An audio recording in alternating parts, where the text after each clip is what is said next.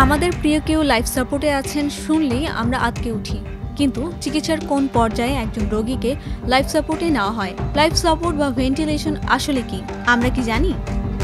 একইভাবে ICU, CCU, এইচডিইউর কথাও হয়তো জেনেছি। এই শব্দগুলোর অর্থই বা কি? চলুন জেনে নেওয়া যাক কখন কোন রোগীকে কোথায় নেওয়া হয়। প্রথমে আসা যাক এইচডিইউ প্রসঙ্গে। এইচডিইউ বলতে কি বোঝায়?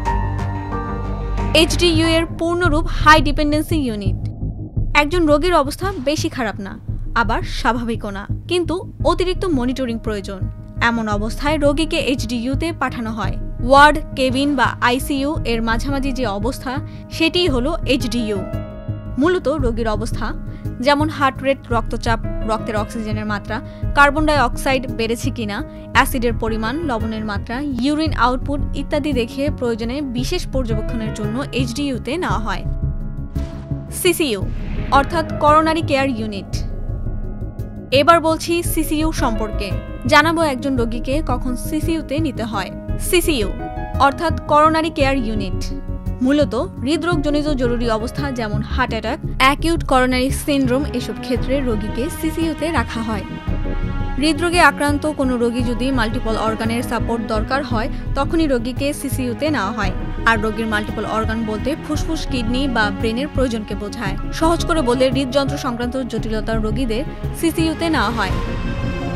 আমাদের অনেকেরই চেনা শব্দ আইসিইউ, কিন্তু আমরা কি জানি এর অর্থ? কখন রোগীকে এখানে নেওয়া হয়?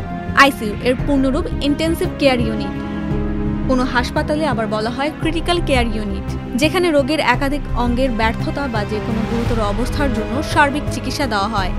যেমন কোনো রোগী হয়তো এইচডিইউতে আছে, কিন্তু তখনও তার অবস্থা অবনতি হচ্ছে, যেমন কিডনি সমস্যা এমন পর্যায়ে যে তাকে ডায়ালাইসিস করতে হচ্ছে, অথবা ফুসফুসের প্রয়োজন অনুযায়ী অক্সিজেন নিতে পারছে না, কার্বন ডাই অক্সাইডের মাত্রা বেড়ে যাচ্ছে, তখন তাকে আইসিইউতে নিয়ে বাহ্যিকভাবে সাপোর্ট দেওয়া হয়। এই তো গেল আইসিইউ বা সিসিইউর প্রসঙ্গ। কিন্তু লাইফ সাপোর্ট বলতে তাহলে কি বোঝায়? লাইফ সাপোর্ট বলতে অনেকটা নিশ্চিত মৃত্যুর আগের পর্যায়ের কথা মনে করেন অনেকেই, কিন্তু তা নয়। চিকিৎসা বিজ্ঞানে লাইফ সাপোর্ট বা ভেন্টিলেশন একটি চিকিৎসা পদ্ধতি।